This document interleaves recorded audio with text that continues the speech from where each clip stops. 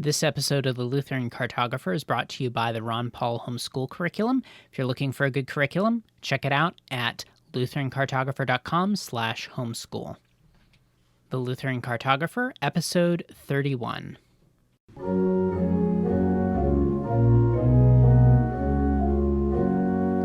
Welcome to the Lutheran Cartographer, the podcast where we explore what it's like to be Lutheran in different places. I'm your host, Nicholas Weber. Today we're going to Brookings, South Dakota to talk to Pastor Matthew Wurm of Mount Calvary Lutheran Church. Pastor Wurm, welcome to the show. Good to be here, Nicholas. All right, so help orient our listeners geographically. We're in South Dakota, but where is Brookings in relation to other places they might be aware of? Sure. Brookings is located on the eastern side of South Dakota. We're about an hour north of Sioux Falls, which is the largest city in South Dakota. South Dakota and North Dakota are kind of divided by the Missouri River that runs through them both. And so we're on the east side. So the temperament of people, I don't know if I want to say temperament, but the outlook of people is different on the east side as it is on the west side. West side is more ranching, east side is more farming. West side is less densely populated. East side has a little bit more population. We're located 2.5 hours south of Fargo and about 3.5-4 hours west, directly west of the Twin Cities in Minneapolis, St. Paul. I see. So let's explore a little bit more about that. You mentioned that people kind of look at the world differently, or there's a definite difference between the East and the West that comes along with that farming and ranching divide as well as that populous divide. Could you explain that a little bit more to our listeners? Oh, sure.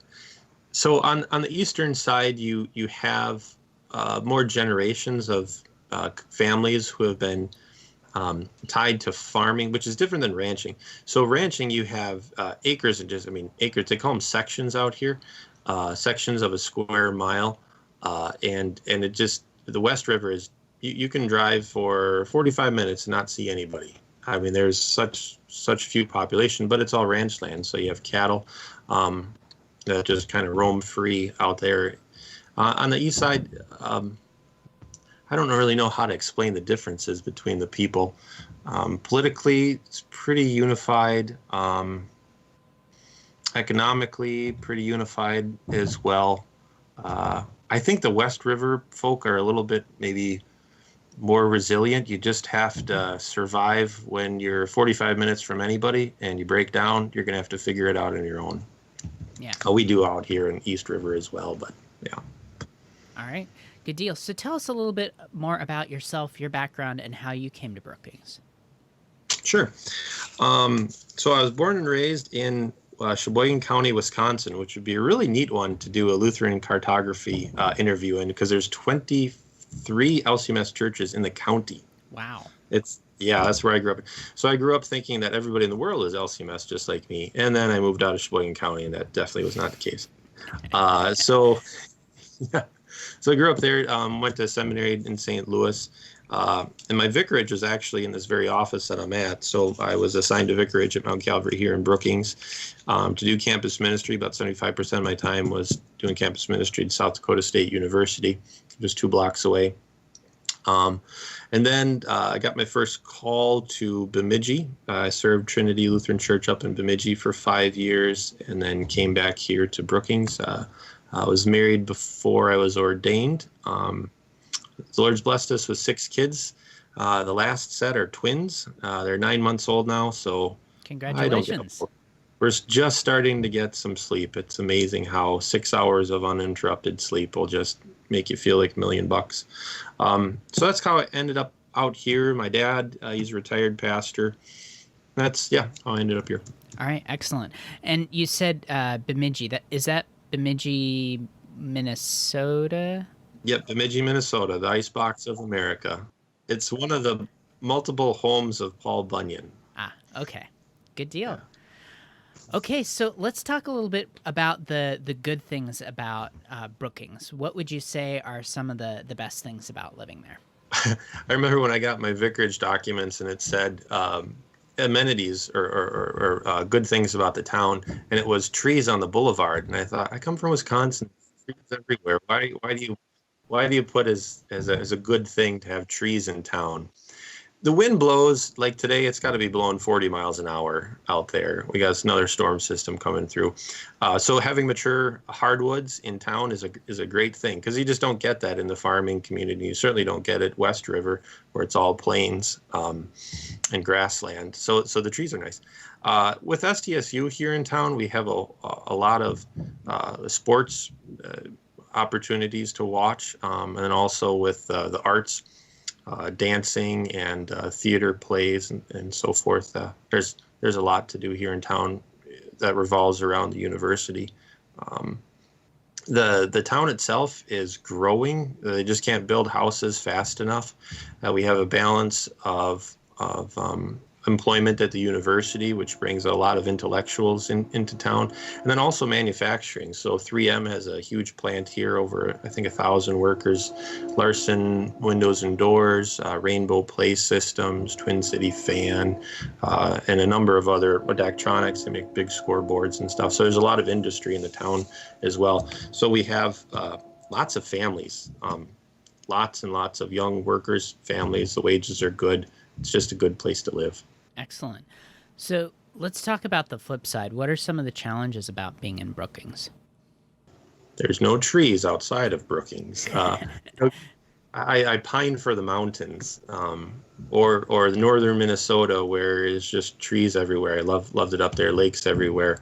We don't have many lakes around here. By mid-July, the lakes are all green with algae. Anyhow, sandy beach is very, very hard to find. We have a lot of sloughs, which are, they call them sloughs, but they're really marshes, swamps, things like that. Good for wildlife. So I think that just the landscape, the sunsets and the sunrises are beautiful because you can see for 30, 40 miles, kind of at a crack. You go about an hour and a half north of us, and then you get into the Glacial Lakes area. Fishing is phenomenal up there. The beauty is just as equal. So I think just the landscape it's not the mountains, it's not the Rockies, it's not Colorado, but the people are great. So that's why we stay here. Excellent. So let's talk a little bit more about the people. What is it like to be Lutheran there? In this part of the state, we have a fair number of Lutheran churches. I'm the circuit visitor here, and we have, I think, 13 churches in our circuit, but it goes 2.5 hours north of us. There's another Lutheran church in town. They have a phenomenal facility.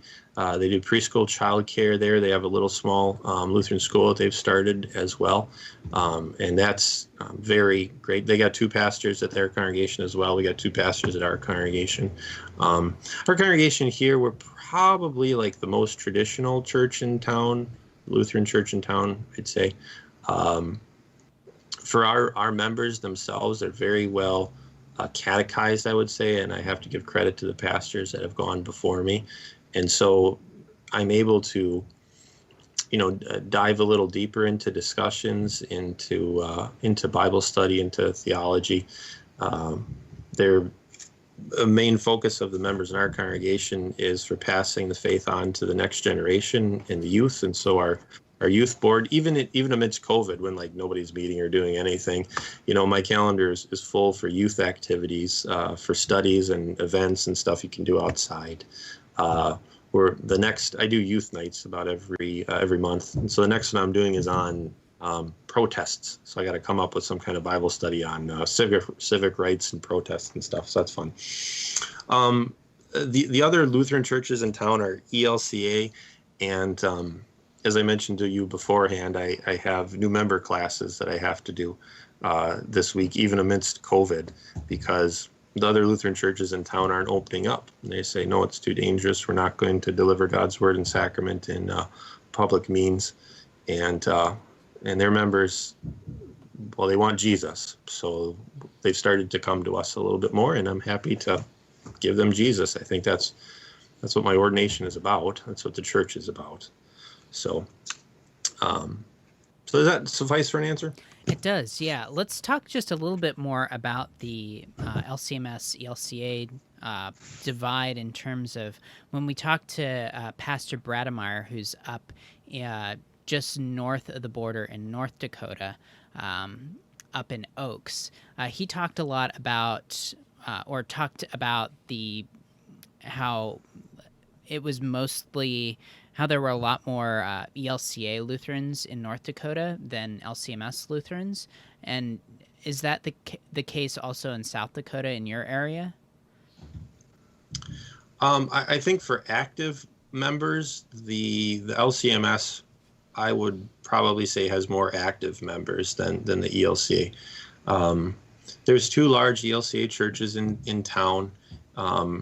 Both of them recently, unfortunately, have had internal conflict and other issues going on there.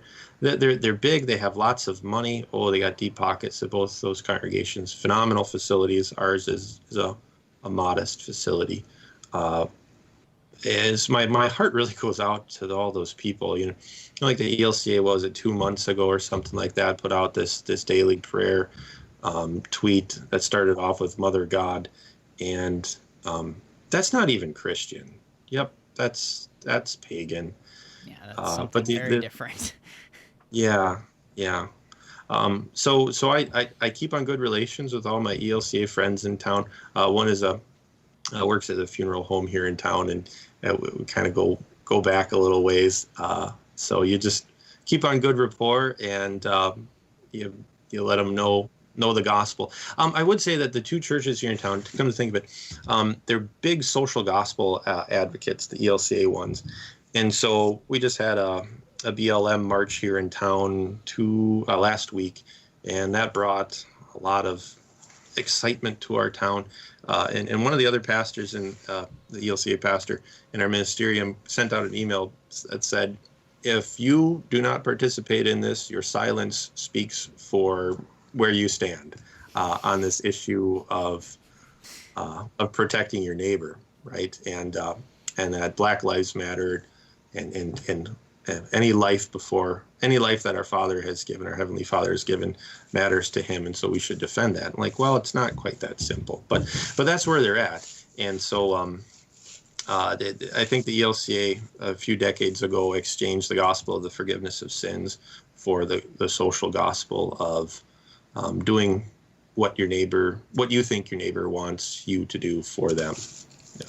Yeah, kind of doing good works, kind of going back like around to pre-Reformation or something, just in a different way.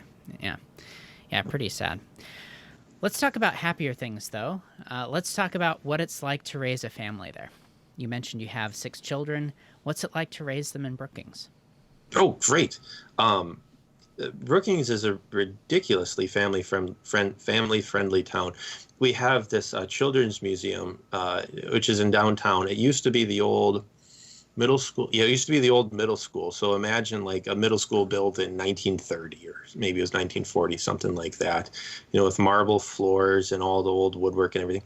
And so these manufacturing companies in town, like I said, Larson's, maybe Rainbow participated, or Daktronics too, they really invest into the community.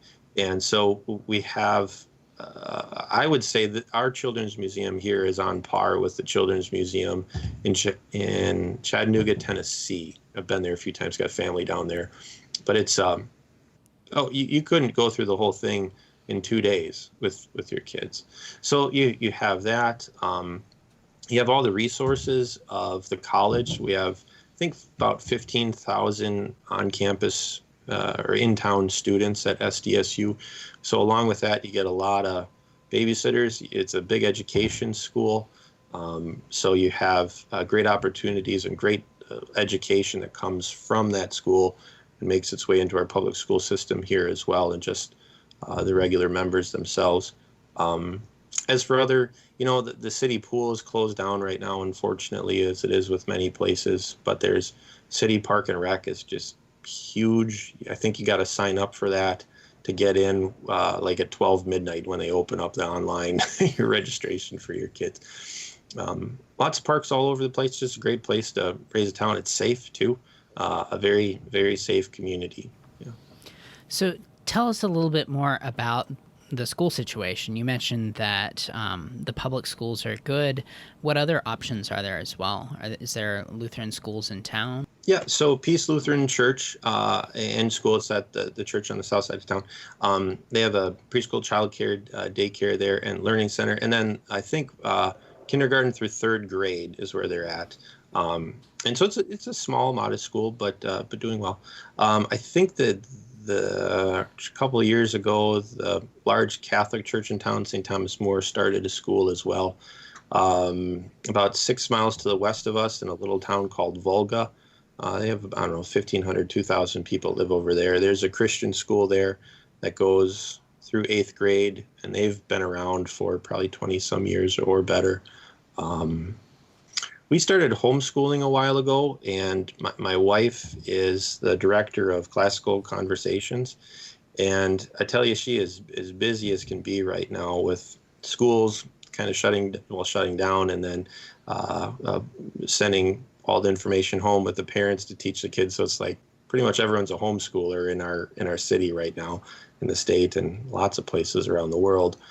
And so this year they're going from 1 community to 3 communities and literally tripling in families and in children for homeschooling, because it's crazy, because you have these parents who are maybe they're stay-at-home moms, or financially they could do that, and the kid gets sent home with the work that they have to do, and by Monday afternoon they have all their work done for the entire week. And they think, well, evidently you're not being challenged to your potential, so we have the opportunity to do that. We have the opportunity to challenge you at home. There's this good structure of classical conversations to slide into already. So we're going from like 30 students to I think upwards of 70 this coming fall. Wow. So what is classical conversations?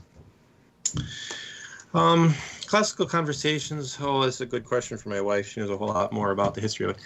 Maybe started 25, 30 years ago, something like that. And it's based upon, as the title says, a classic form of education. So you start with foundations. And so the emphasis there for the young children, like up to 3rd grade, is just getting them to memorize. So the first thing they memorize is world history, like from Adam and Eve to up till now, and just you memorize it by song. You memorize grammar. You memorize English grammar with the declensions and so forth. You memorize Latin grammar. They put all these foundational blocks in at the beginning. Do the same with mathematical tables. So you memorize multiplication tables by 2, by 4, by 10, whatever it might be. And then from there, it blossoms into the application and building upon that foundation. One thing I really like about it is that every day they gather for 1 day in class, if you will. So on Thursdays is our day. So the kids are there either half a day or a whole day, depending on their age. All the classes there are tutored by parents that kind of put the lessons together and then send them home for the parents throughout the week. So really much like what our public school systems are doing these days. But the kids got to do a presentation. So like, my 6-year-old son and my 5-year-old daughter from day one, they had to put together a 2-minute oral presentation on something they thought was neat the week before. And so just mapping and structuring the mind to be able to engage in the adult life and be successful is just great. Absolutely, yeah.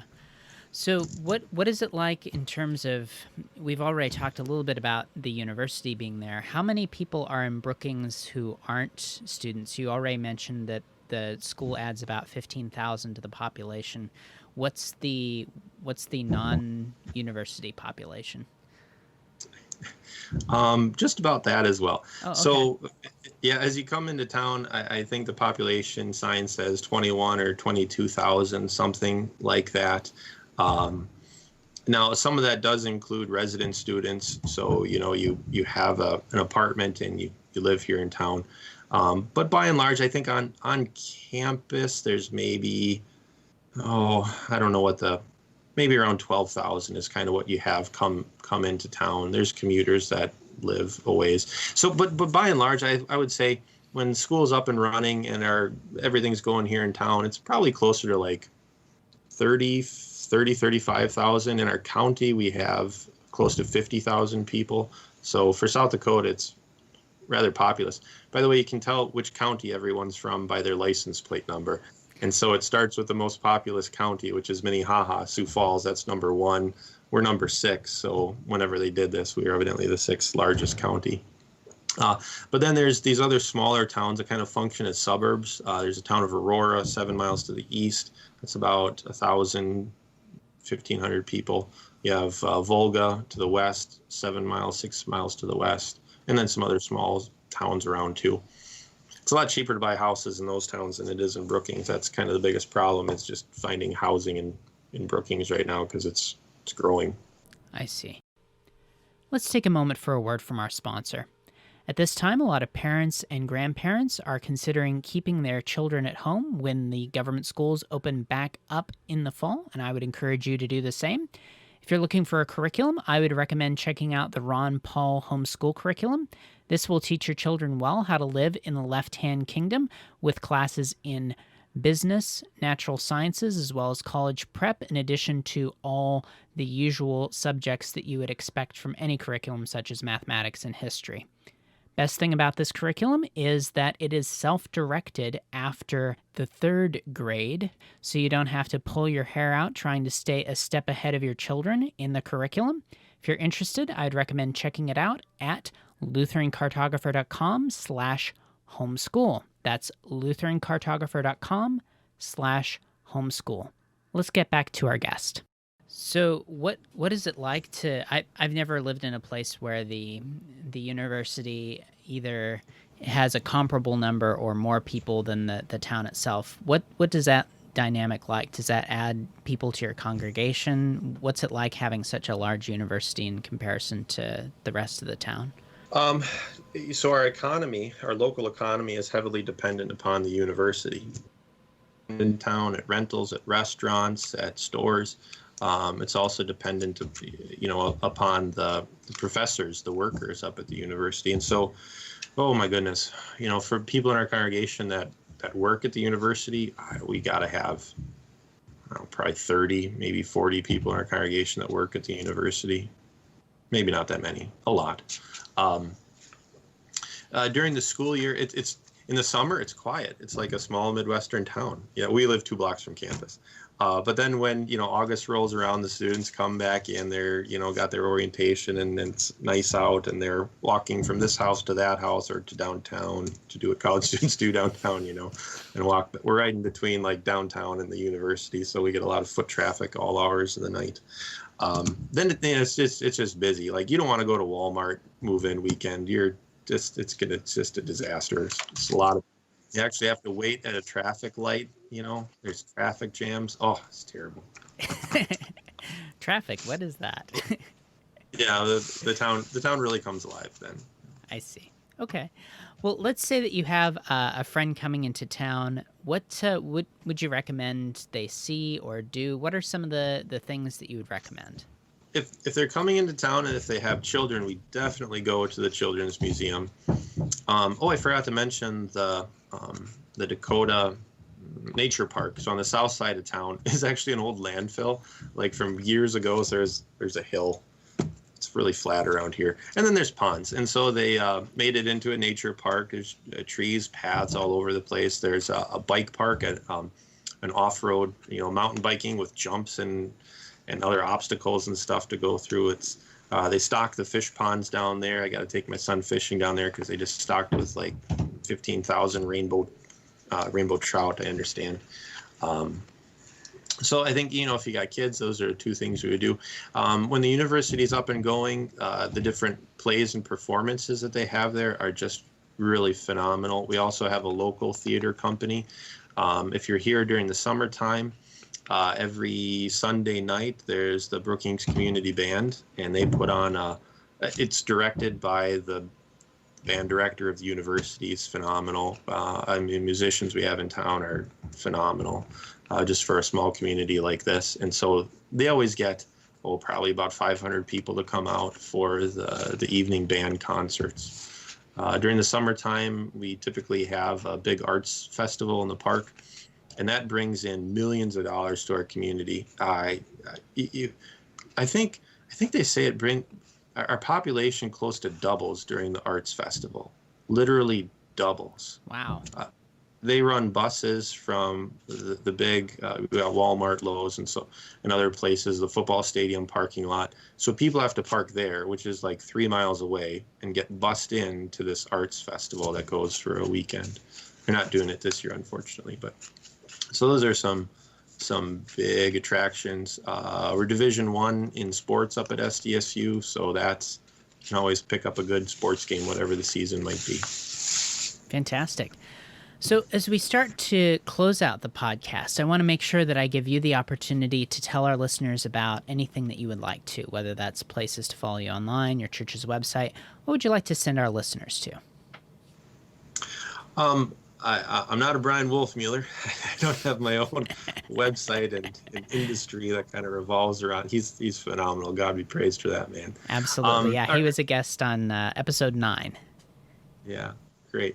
Our church website is mountcalvary1.org. It's the number 1, Mount Calvary, number 1.org. Our services and a lot of other stuff is on there. We do campus ministry, and so that is part and parcel to our identity here at Mount Calvary, just being 2 blocks away. During the regular academic year, we have somewhere between 20 to 30 students join us for worship. Our other pastor, Pastor Micah Bauer, he does multiple Bible studies a week, specifically for the college students, always have activities going on. And so that's it's a big part of our identity and what we do here at Mount Calvary is. And so we have an effect that goes just beyond our community, right? Because these college students, they come here, they're fed, they're nourished, they learn to cherish, I think, in a greater way and understand more deeply the Lutheran identity and heritage that we have, and the clarity of answers and the confidence that we have as well in Christ. And then they go out to be church leaders. A number of them have found their way back here.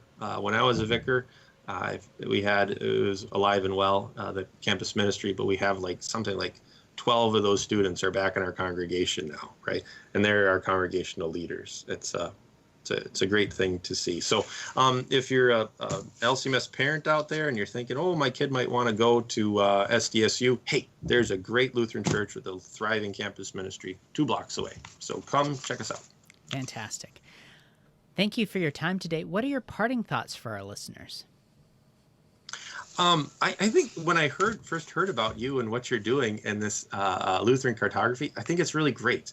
And so I think as some areas of the country become more of a challenge to be a confessing Christian in, you can, if you're going to move or if you're on vacation, you can check out these congregations and get a good picture of what they're like, what the pastor's like, what the community's like, and be edified in the faith. So thanks for your work. I look forward to checking out your work more in the years to come as I travel around the United States. Thank you. All right. Thanks again. God's peace.